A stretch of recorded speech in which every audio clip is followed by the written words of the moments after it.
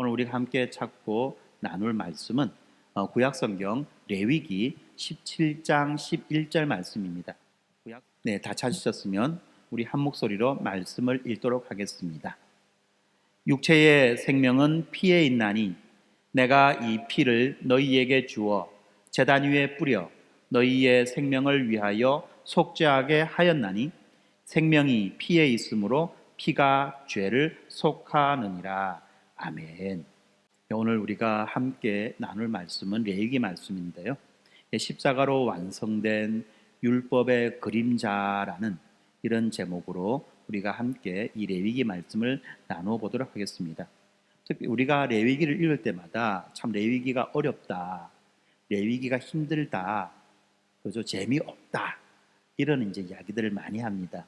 왜 그러느냐면 이 레위기는요, 어떻게 보면 이 법전이에요. 법전. 율법전서라고 하지 않습니까? 이 법전입니다. 그러다 보니까 어떻게 보면 참 딱딱하게 느껴질 수 있고 이해가 어렵게 느껴질 수도 있지만, 우리가 이 레위기 말씀을 잘 이해하면 하나님께서 이 하나님의 백성들에게 어떠한 삶의 양식을 요구하시는지 하는 것들을 우리가 잘 알 수 있게 됩니다. 그렇기 때문에 이 레위기를 잘 이해하는 것이 무엇보다도 중요합니다. 레위기에 보면요, 먼저 이 제사에 대해서 이야기들이 나옵니다. 이 제사에 대해서 하나님 앞에 이 백성들이, 하나님의 백성들이 하나님 앞에 나아갈 때 어떤 형식과 어떤 방법으로 나아가야 되는지, 이것에 대해서 알려주는 이 제사에 대한 것들이 있고요, 그리고 그 제사를 담당한 제사장들에 대한 이야기가 나옵니다. 뿐만 아니라 백성들이 하나님의 백성으로서 어떻게 살아야 되는지, 무엇을 하면 해야 되고 무엇을 하면 안 되는지, 이런 것들에 대한 내용들이 하나하나 구체적으로 자세하게 나오고 있어요. 그런데 그 가운데에서 가장 중요한 것은 무엇이냐면 바로 이 피와 관련된 내용들입니다. 피와 관련된 내용. 갑자기 피라고 이야기하니까 뭔가 약간 섬찟, 그죠? 뭔가 약간 좀 그럴 수도 있습니다. 그런데 여러분들, 이 피가 가지고 있는 의미가 뭔지를 알게 되면 왜 이렇게 레위기의 중심이 피와 관련되어 나오느냐라고 하는 것을 알 수가 있어요. 왜 이렇게 피와 관련된 내용들이 나오느냐면 바로 이 하나님의 백성이 어떻게 살아야 되는지, 어떻게 해서 하나님의 백성이 되는지를 알려주고, 또한 이것이 또 피와 연결되어 있기 때문에 그런 것입니다. 우리가 이미 잘 알고 있는 그 창세기의 내용에 보면 하나님께서 에덴 동산에서, 그죠? 인간들이 살아갈 수 있는 모든 완전하고 완벽한 환경을 갖추고 난 다음에 그 사람을, 아담과 하와를 그 에덴 동산에 두시면서 하신 말씀이 있어요. 이 모든 것들은 다 너를 위한 것이다. 네가 마음껏 이 모든 것들을 다 누리고 즐겨야만 한다. 그렇지만 한 가지 잊지 마라. 나는 너를 창조한 하나님이다. 한 가지만 잊지 마라. 나는 너의 아버지다. 이 말씀을 하신 거예요. 그래서 하나님이 나를 창조하신 분입니다 라고 하는, 그리고 나는 당신에 의해서 피조된 피조물이다 라고 하는 것을 고백하고 또 확인할 수 있는 한 가지 유일한 수단이 있었어요. 그것이 뭐냐면 바로 금지된 나무 열매입니다. 선악을 알게 하는 나무, 그 선악을 알게 한 나무의 열매를 먹지 않는 것을 통해서 이러한 믿음을 고백한 거예요. 그런데 이렇게 금지라고 하니까 갑자기 막 부담이 확 오죠. 근데 이 금지라고 하는 것은요, 정말 하나님께서 요구하신 이 금지는요, 진짜 최소한의 요구라는 겁니다. 그죠? 5만 가지 다 해도 돼요. 5만 가지 다 해도 되는데 그 중에 한 개만 하지 말라는 거죠. 그러니까 이건 최소한이에요, 최소한. 예, 인간에게 부여한 이 금지는 최소한인데, 그런데 어떻습니까? 죄가 이 세상에 들어오게 되고, 또한 그 죄의 유혹에 의해서 그 아주 사소한 것을 너무나도 큰 것으로 침소봉대하게 되고, 그리하여 그 결과 하나님에 대해서 오해하게 되고, 그리고 그 결과 하나님에 대해서 불신하게 되고 순종하지 못하게 되었죠. 그것을 뭐라고 말합니까? 죄라고 말해요. 그런데 어떻습니까? 피조물이 창조주로 인정하지 않고 창조주로 여기지 않는 그 상황은 어떻습니까?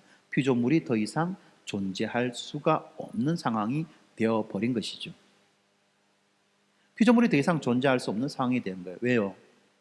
모든 피조물에게 있어서 피조물에게 필요한 모든 것들은 이 창조주 하나님으로부터 오는 것인데, 인간 스스로가, 이 피조물 스스로가 이 창조주 하나님과의 관계, 연결을 끊어버린 거예요.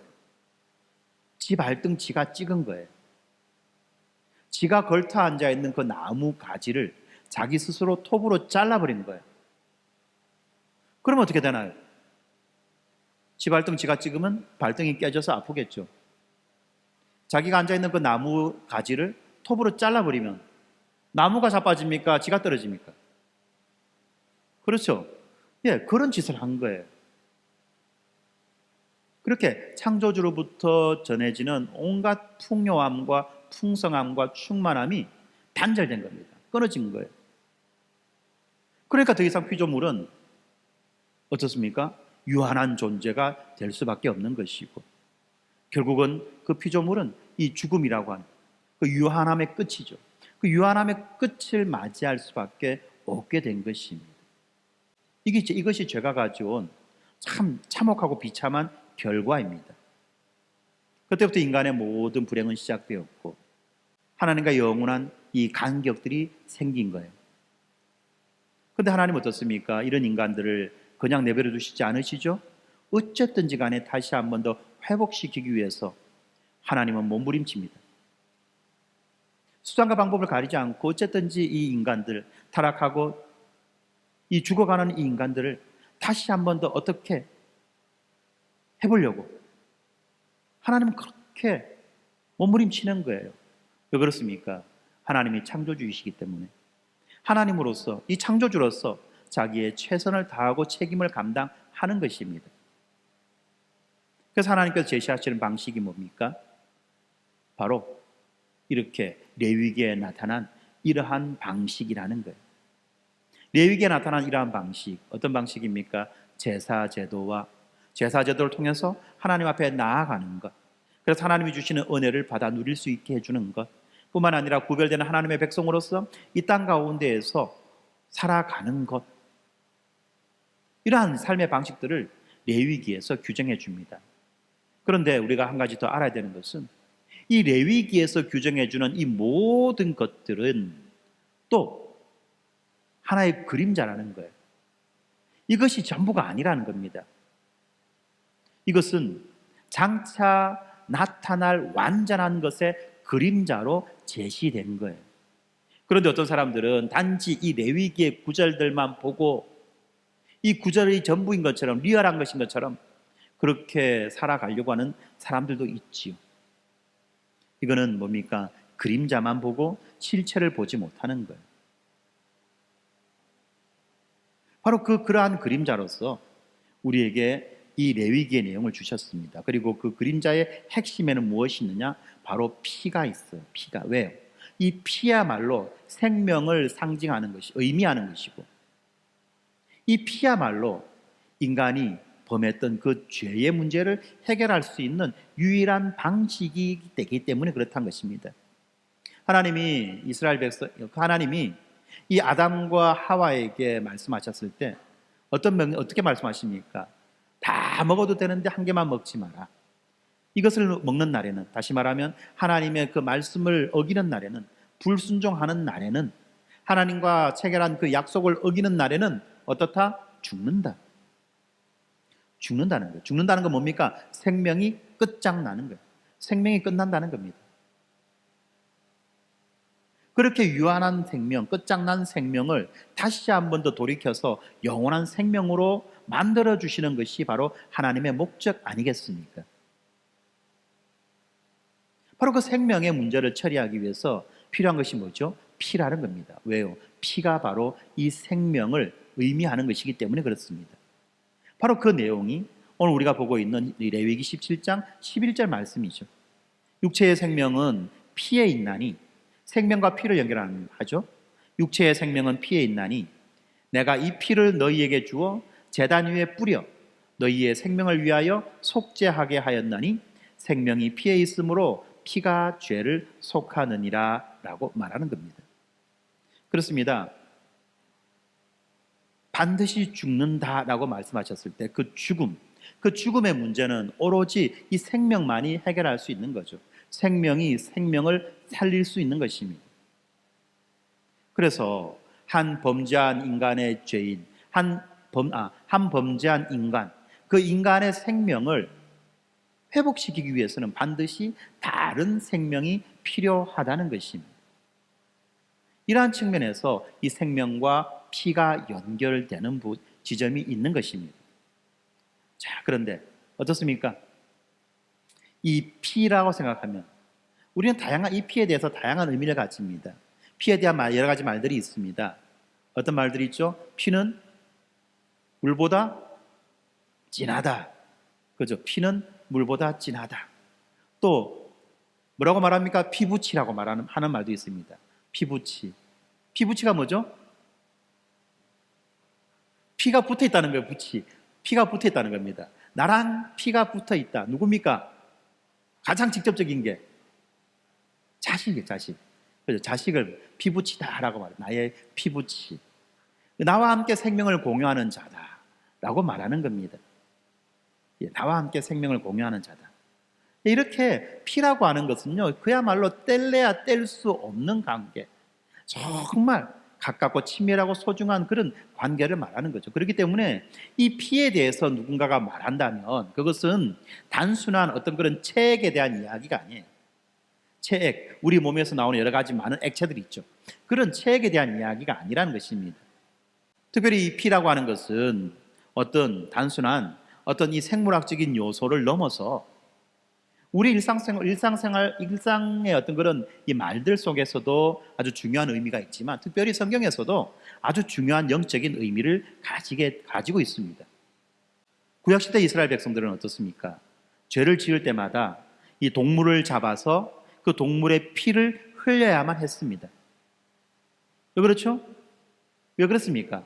이 죄라고 하는 것은 죽음과 연결되어 있잖아요. 이 죄라고 하는 것은 죽음과 연결되는데 그 죽음의 문제를 해결하기 위해서는 피가 필요했다는 것입니다. 그래서 죄를 지은 인간이 바로 하나님 앞에서 죽어야만 합니다. 그렇지만 이 우리 하나님이 긍휼이 많으신 우리 하나님이 어떻게 합니까? 이 죄인을 대신할 그 희생의 제물을 하나님이 허락해 주셨던 것입니다. 만약에 하나님이 허락해 주시지 않았다면, 이 방법을 허락해 주시지 않았다면 어떻습니까?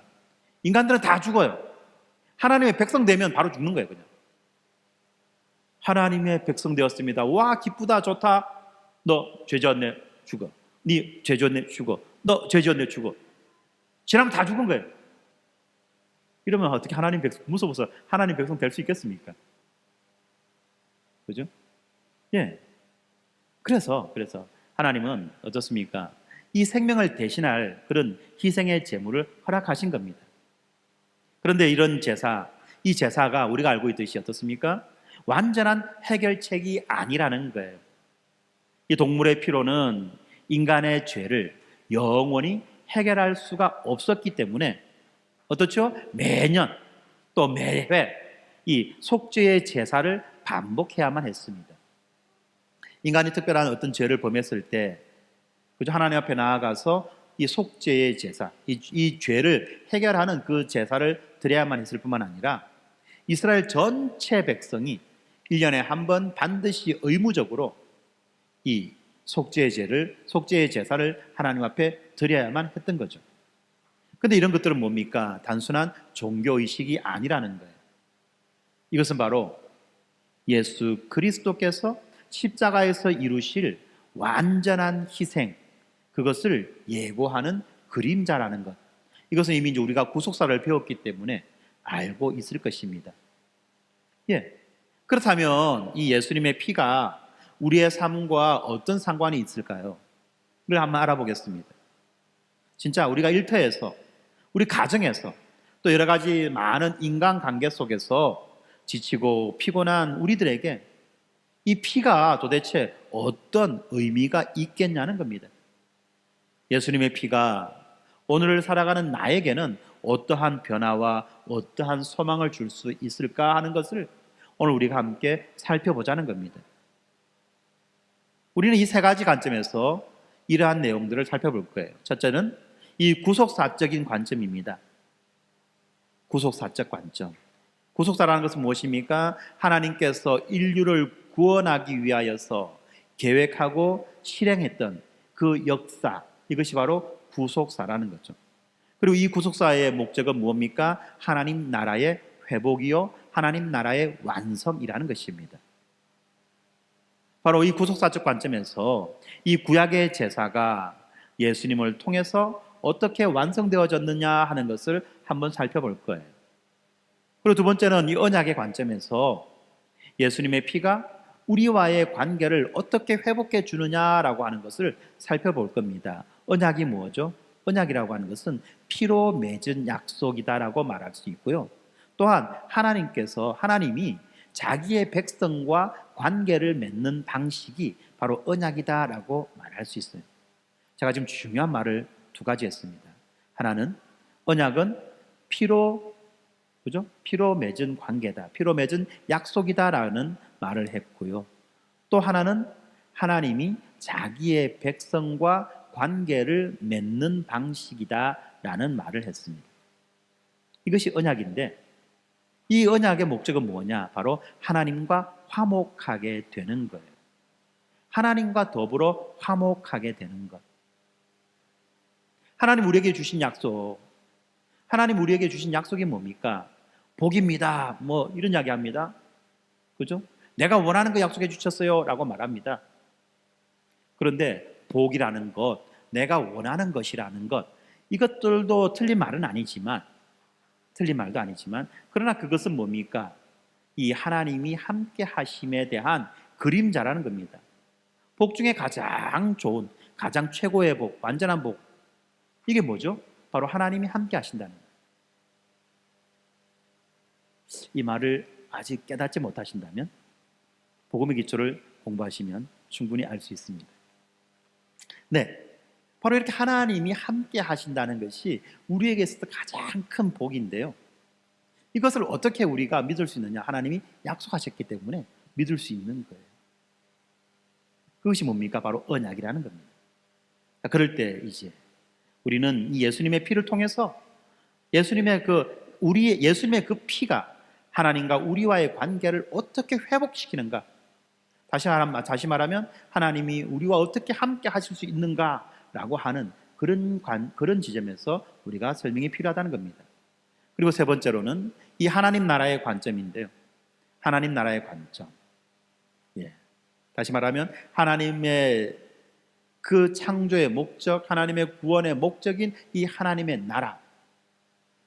또 다르게 표현하면 이미 우리의 가운데 시작되었고 장차 예수 그리스도께서 다시 오실 때 완성될 그 하나님의 나라. 그러므로 하나님의 나라는 그 나라의 백성으로서의 삶이라는 것이 드러있죠. 그렇게 될 때 이 하나님 나라의 관점에서는 이 예수님의 피를 통해서 우리가 어떤 삶을 살아야 되느냐라고 하는 이러한 내용을 살펴볼 건데 사실 짧은 내용은 아닙니다. 짧은 주제는 아닙니다. 그래서 오늘은 시간이 허락하는 데까지 한번 해보도록 하겠습니다. 네, 먼저 한번 우리가 볼 것은 이 구속사적 관점입니다. 이 그림자가 드러낸 실체라고 하는 건데요. 어떻습니까? 하나님의 그 구원 역사. 영화를 보기 전에 우리는 먼저 예고편을 보죠. 맛배기라고 하는 거죠. 예고편을 보면 어떻습니까? 영화의 핵심 장면이 막 나와요. 가장 흥미를 끌 수 있는 장면들이 나옵니다. 그런데 그것이 영화의 전부는 아니죠. 예고편만 보고 영화 다 봤다 하면 좀 이상하잖아요. 그거는 이제 갈비를 굽는 냄새만 맡고 갈비 먹었다, 배부르다 하는 것과 똑같은 거예요.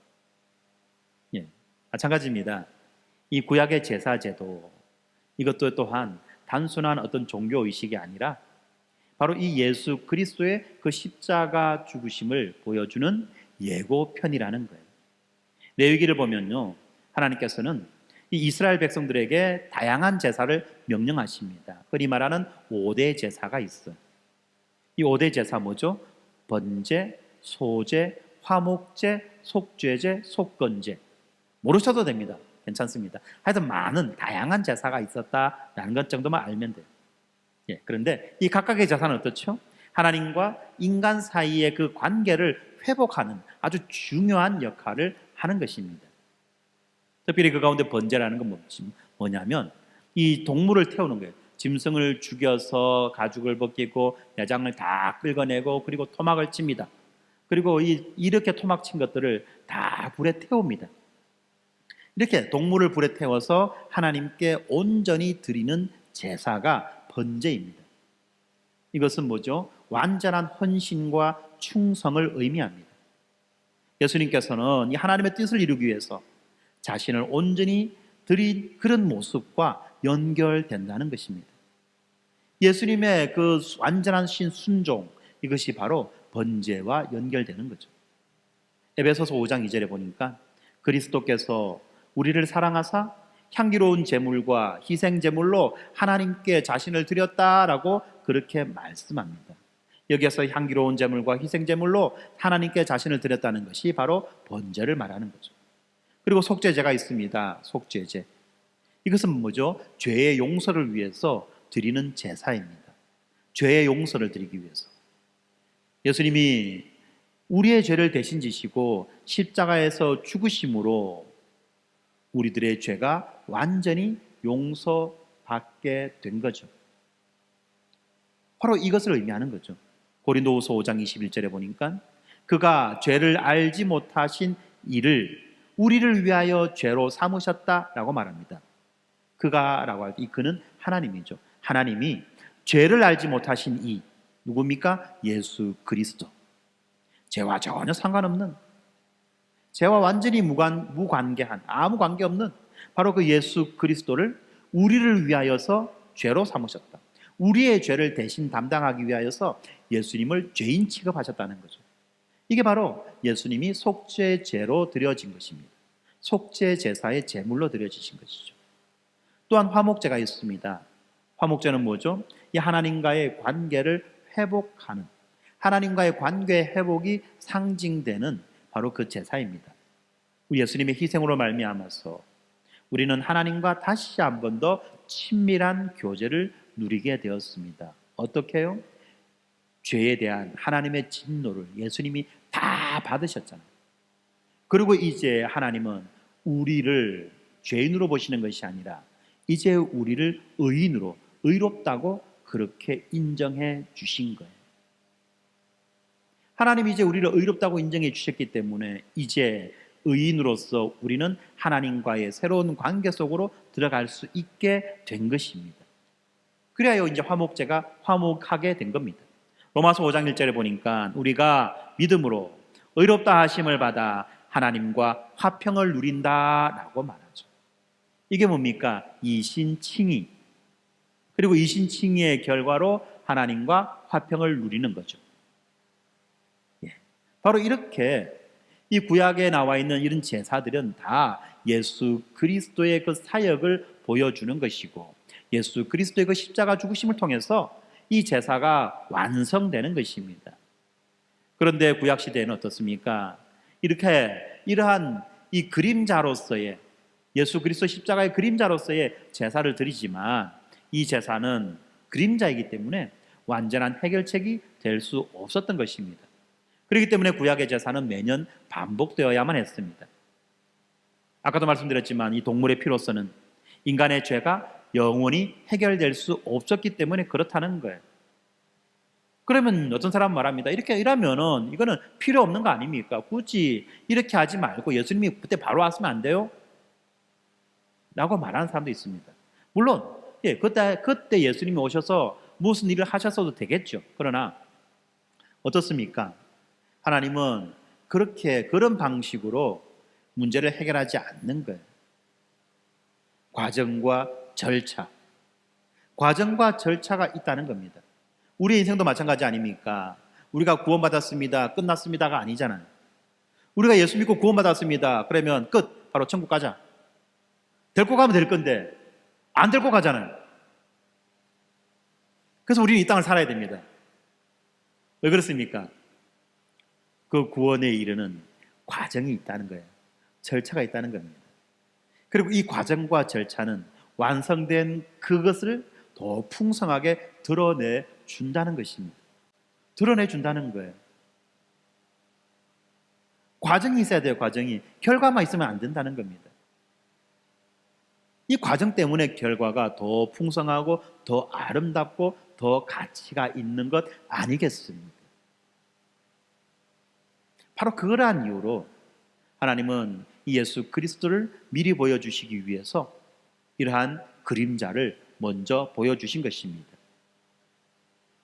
그리하여 마침내 이 구약의 제사가 예수 그리스도의 십자가로 완성됩니다. 히브리서에서 보니까 이런 말씀이 나옵니다. 율법은 장차 오는 좋은 일의 그림자일 뿐이요 참 형상이 아니므로 해마다 드리는 같은 제사로는 나아오는 자들을 언제나 온전하게 할 수 없다라고 말씀하십니다. 다시 말하면 율법의 한계라는 거예요. 이 제사, 구약에서 말하고 있는 이 제사 제도의 한계라는 겁니다. 그리고 이것은 결국은 이 그림자에 지나지 않는다는 그것을 말하고 있습니다. 그런데 이어지는 히브리서 10장 12절 말씀에 보니까 오직 그리스도는 죄를 위하여 한 영원한 제사를 드리시고 하나님 우편에 앉으셨다라고 말하면서 예수 그리스도께서 이 모든 제사를 완성하셨다라고 말하는, 조금 어렵게 표현하면 영단번의 제사를 드렸다라고 말하죠. 영단번, 영원한 효력을 가지는 단 한 번의 제사, 영원한 효력을 가지는 단 한 번의 제사로 구약의 모든 율법을 완성하셨다라고 말하는 겁니다. 그리고 우리는 어떻습니까? 예수 그리스도를 믿는 우리는 이 예수 그리스도의 영단번의 제사의 효력 때문에 더 이상 구약의 제사 제도를 지키지 않아도 되는 것입니다. 지킬 필요가 없는 거예요. 아니요, 지켜서는 안 되는 겁니다. 조금 극단적으로 말하면. 왜요? 우리가 만약에 구약의 제사를 지킨다는 것은 예수 그리스도의 영단번의 제사를 부정하거나 또는 영단번의 제사가 무언가 부족하다고 여기기 때문에 그렇다는 거예요. 그러나 예수 그리스도의 이 영단번의 제사는 전혀 부족함이 없는 것입니다. 그러므로 우리는 더 이상 구약의 제사 제도에 얽매일 필요도 없고 그것에 대해서 관심을 가질 필요도 없는 것입니다. 이제 우리는 예수 그리스도의 영단번의 제사의 그 효력 안에 살아가는 것입니다. 그래서 이제 더 이상 죄인으로 살아가는 것이 아니라 이제 하나님 앞에서 의롭다고 칭함을 받은 의인으로서 이제 우리는 이 땅을 살아가는 겁니다. 그런데 이렇게만 말하고 나면 우리 안에 풀리지 않는 또 다른 의문이 드러납니다. 그것이 뭐죠? 목사님 말씀은 잘 알겠습니다. 그런데 나의 현실을 보면 그렇지가 않아요. 내 현실을 보면요, 나는 날마다 죄를 짓고 있고요, 또한 내 안에는 여전히 하나님이 내 죄를 용서해 주셨다고 말하지만 여전히 내 안에는 죄책감이 남아 있습니다. 내가 이렇게 실수하고, 내가 이렇게 실패하고, 내가 이렇게 하나님 앞에서 부끄러운데 진짜 예수님의 피로 충분한 거 맞습니까? 라는 질문을 할 수밖에 없다는 것입니다. 그런데 이러한 질문에 대해서 우리는 분명히 알아야만 합니다. 이러한 질문을 하는 우리는 다시 한 번 더 생각해 봐야 돼요. 무엇을? 이 예수님의 그 피의 효력을 다시 한 번 더 생각해 봐야 되는 것입니다. 예수님의 피는 우리들의 모든 죄를 덮기에 충분합니다. 그리고 이미 우리는 그리스도 안에서 용서받은 자들입니다. 따라서 하나님은 더 이상 우리를 정죄하지 않으십니다. 그리고 더 중요한 것이 있어요. 이제 우리는 날마다 예수 그리스도의 피로 새로운 시작을 할 수 있게 되었습니다. 무슨 말입니까? 우리가 이 땅을 살아가면서 때로는 실수할 때도 있고 때로는 범죄할 때도 있다는 것입니다. 여러 가지 원인에 의해서 그렇습니다. 여러 가지 원인에 의해서 내 안에 있는 내 안에 여전히 찌꺼기처럼 남아있는 그 죄된 본성 때문에 그럴 수도 있고요. 우리의 믿음을 방해하고 공격하는 이 악랄한 세상의 어떤 그런 유혹과 방해와 공격 때문에 그럴 수도 있고요. 다양한 것 때문에, 내부적인 원인과 외부적인 원인 때문에 우리가 넘어질 수 있고, 우리가 실수할 수 있고, 우리가 잘못 행할 수 있습니다. 그런데 여러분, 여기에서 잊지 말아야 되는 것이 있어요. 우리가 잘못할 수 있고 실수할 수 있고, 그죠? 범죄할 수 있다고 말할 때 이때 두 가지 반응이 나옵니다. 하나는, 그러면 우리 막 살아도 되겠네? 죄짓고 막 살아도 되겠네? 이런 반응이 나옵니다. 그런데 이 반응은 어떻습니까? 제가 지금까지 했던 말을 하나도 알아듣지 못했기 때문에, 그리고 요 말만 알아들었기 때문에 그런 반응을 하는 거죠. 막 살으라고 이렇게 하는 거 아니에요. 죄를 지어도 된다고 이렇게 말하는 거 아닙니다. 하나님이 우리를 향한 분명한 요구가 있어요. 의롭고 거룩하고 경건한 삶을 살아가라고 하는 분명한 요구가 있습니다. 그렇지만 우리가 살면서 넘어진다는 거예요. 자빠진다는 거예요. 왜요? 세상이 그렇게 만만하지 않거든요. 세상이 그렇게 만만하지 않아요. 그래서 우리는 언제나 자빠질 수 있는 거예요. 그런데 이때에도 우리가 잊지 말아야 될 것은 뭡니까? 예수님의 피는 우리의 모든 죄를 덮기에 충분하다는 거예요.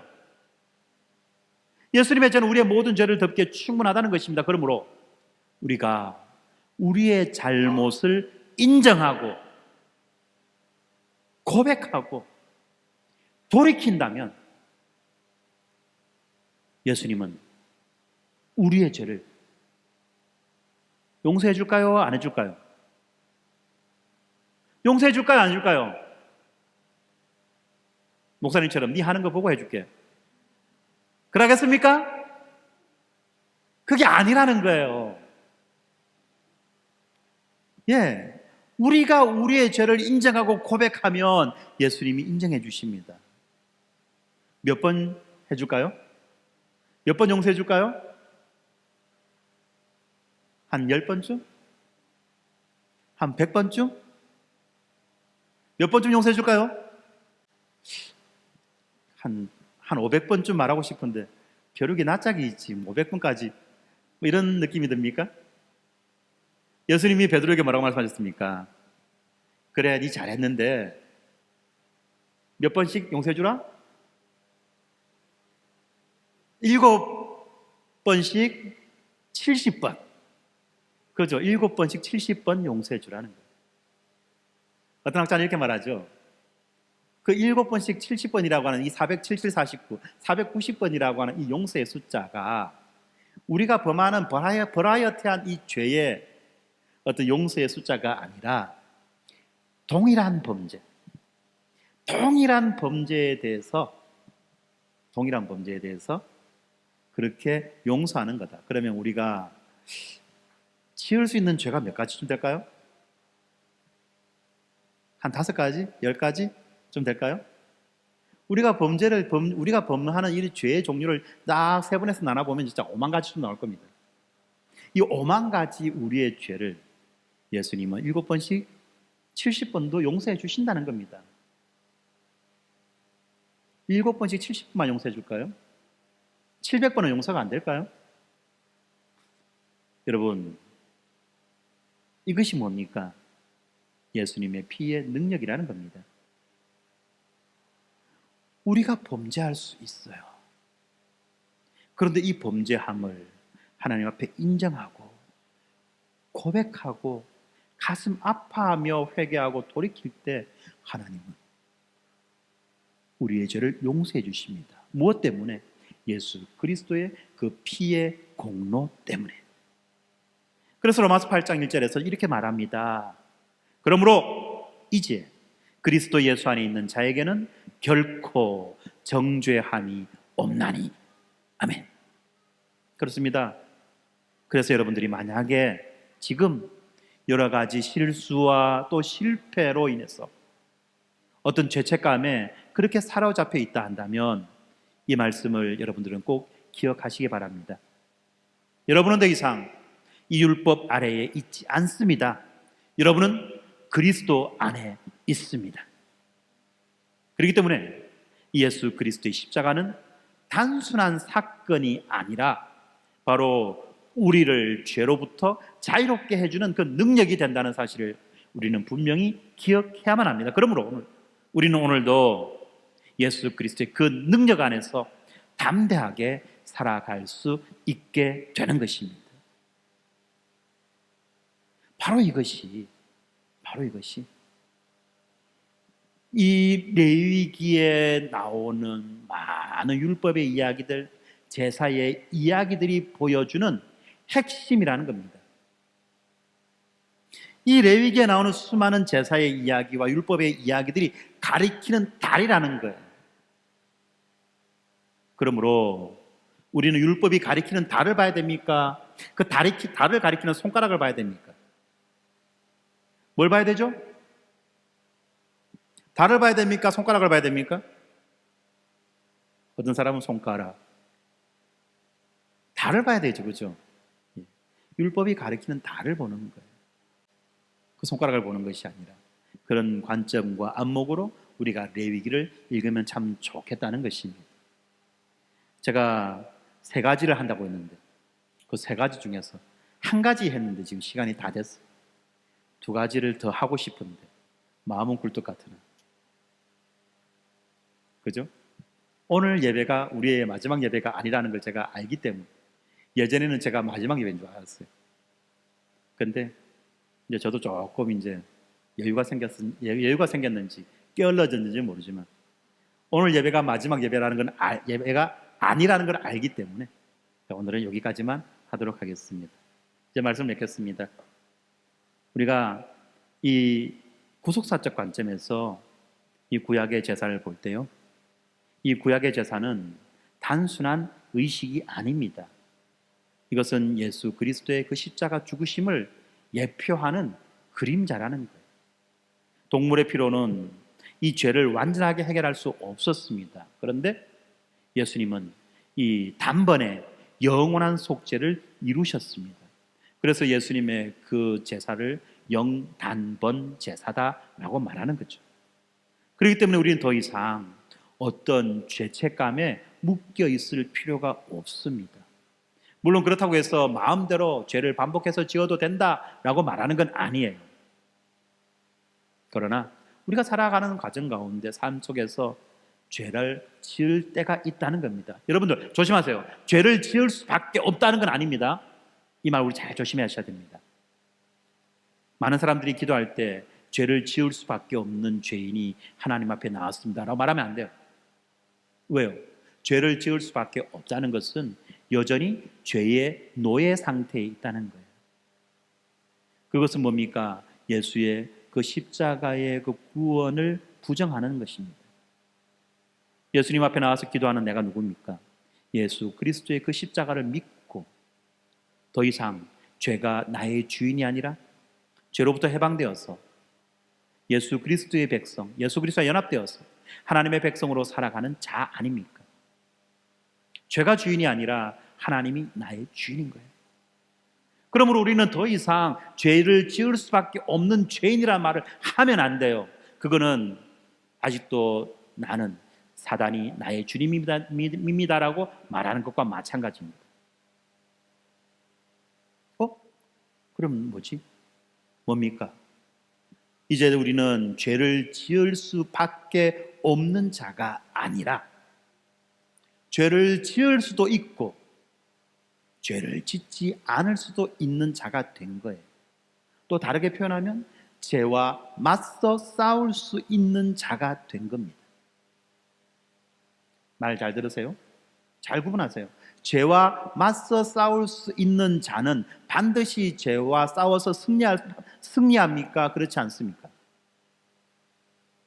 그렇지 않는 거예요. 능력에 따라서, 상황에 따라서 어떻습니까? 타자가 1할 때 타자도 있고 2할 때 타자도 있고 3할 때 타자도 있고 4할 때 타자도 있어요. 그렇지 않습니까? 프로야구 보면 3할 치면 잘하는 거 아닙니까? 3할이 뭐예요? 10번 쳐서 3번 안타 치는 거예요. 여러분, 우리가 그런 잘하는 겁니다. 죄와 맞서 싸우는 자예요. 싸우다 보면 이길 때도 있고 싸우다 보면 질 때도 있어요. 처음에는 많이 지겠죠. 그렇지만 그 싸움을 멈추지 않고 예수 그리스도의 그 능력을 의지하여 끊임없이 싸우다 보면 1할 때 타자가 2할 때가 되고 2할 때 타자가 3할 때가 되고 3할 때 타자가 전설의 4할 때가 되는 거예요. 우리는 그런 잘하는 겁니다. 그러므로 더 이상 죄에 대해서 무기력하게 우리는 어쩔 수 없어, 죄를 지을 수밖에 없는 죄인이야 가 아니라 하나님의 은혜로 예수 그리스도의 그 피의 공로로 죄와 사망으로부터 해방되었고 이제 과거에 우리를 종삼았던 그 죄와 맞서 싸울 수 있는 자가 되었다는 것을 분명히 인식하고 그렇게 죄와 싸우지만 때로는 실수할 수 있고 넘어질 수 있고 질 수 있다는 겁니다. 그래서 우리가 죄를 짓는 것을 안타까워하는 거예요. 그래서 그 안타까움으로 하나님 앞에 나와 이야기하는 겁니다. 하나님, 오늘도 내가 맞짱 떴는데 졌어요. 힘 주십시오. 능력 주십시오. 다시 한 번 더 주님이 주시는 힘과 능력을 의지하여서 내일 또 한 번 더 싸울게요. 한 판 더 뜰게요. 내가 이 싸움을 우리는 포기하면 안 된다는 겁니다. 이 싸움을 싸움으로써 이제 우리는 내가 누구냐를 증명하는 것입니다. 그리고 이것을 통해서 우리는 더 이상 죄책감에 묶여있는 자가 아니라 예수 그리스도의 피로 인하여 자유함을 얻은 자로서 살아가는 것입니다. 여러분, 그걸 잘 기억하세요. 잘 기억하세요. 판판이 깨지더라도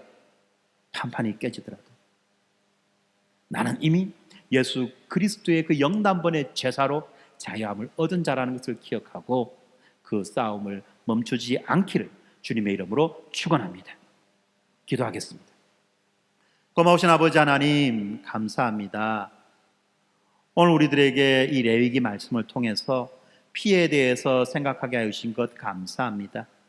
아버지 하나님, 하나님께서 우리들에게 에덴을 창조하시고 그 에덴에서 영원히 살 수 있도록 허락하셨지만 그럼에도 불구하고 우리의 범죄함으로 인해서 하나님과의 그 약속을 깨트려버리고 하나님 앞에 불순종함으로 인하여 이제 하나님과의 모든 관계가 단절되었을 뿐만 아니라 이제 우리의 모든 운명은 죽음이라고 하는 것에 둘러싸일 수밖에 없는 그런 상황이 되었음을 하나님 고백합니다. 그렇지만 하나님의 그 긍휼하심은 우리들을 그러한 상태에 머무르게 하신 것이 아니라 예수 그리스도를 통하여서 이제 우리들을 더 이상 죽음의 그늘 아래 사망의 종으로 살아가는 것이 아니라 예수 그리스도의 그 피의 공로로 자유함을 얻어 하나님의 백성으로 살아갈 수 있게 허락하셨다는 것을 다시 한 번 더 기억합니다. 오늘 우리가 이번 주에 우리가 읽는 이 레위기 말씀은 바로 이러한 예수 그리스도의 그 피의 공로를 드러내는 그 그림자라는 것을 다시 한 번 더 기억하며 우리가 읽는 이 레위기 말씀을 통해서 예수 그리스도를 발견하며 오늘 이번 한 주간 동안 우리가 레위기 말씀을 성실하게 잘 읽을 수 있도록 하나님 은혜 내려 주시옵소서. 아버지 하나님, 그럼을 통하여서 레위기에서 발견한 예수 그리스도를 우리가 더 풍성하게 깨달아 알게 하시고 예수 그리스도를 통하여서 우리가 이제 더 이상 죄의 종이 아니라 죄로부터 해방을 얻은 하나님의 백성으로서 죄와 맞서 싸우며 살아갈 수 있도록 하나님 날마다 우리에게 힘과 능력과 지혜와 믿음과 은혜를 공급하여 주시옵소서. 날마다 하나님이 주시는 그 은혜 가운데 살아가는 우리가 되길 소원합니다. 그리고 또한 우리가 하나님 앞에 나와 때로는 회개하고 때로는 감사하며 이렇게 기도할 때에 하나님 우리의 기도 가운데 응답하여 주시고 우리의 기도를 들어주실 뿐만 아니라 다시 한번 우리에게 힘과 능력을 다해 주셔서 이제 죄와 맞서 날마다 승리하며 살아갈 수 있도록 우리에게 아버지 하나님 그 승리의 꿈을 허락하여 주시고 승리의 소원을 허락하여 주시옵소서. 그래서 정말 아버지 우리의 땅 가운데에서 하나님의 백성의 삶이 이러한 것이라는 것을 온전히 드러내고 고백하며 자랑하며 살아갈 수 있는 모두가 되게 하여 주시옵소서. 그렇지만 우리가 실패했을지라도 우리가 여전히 하나님의 백성을 잊지 않게 하시고 그 실패에서 일어나는 그 아버지 하나님의 회복의 과정을 통해서 다시 한 번 더 하나님의 영광을 드러낼 수 있도록 하나님 인도하여 주시옵소서. 이번 주에 남아있는 시간 하나님께서 지켜주시며 우리 사랑하는 성도들 있는 그 자리가 바로 하나님의 나라라는 것을 하나님의 나라를 경험하는 곳이라는 것을 기억하게 하시고 그곳 있는 그 자리 가운데에서 하나님의 영광을 드러내며 살아갈 수 있도록 축복하여 주시옵소서. 우리의 기도에 응답하시는 하나님을 찬양합니다. 감사합니다. 예수님 이름으로 기도드립니다. 아멘.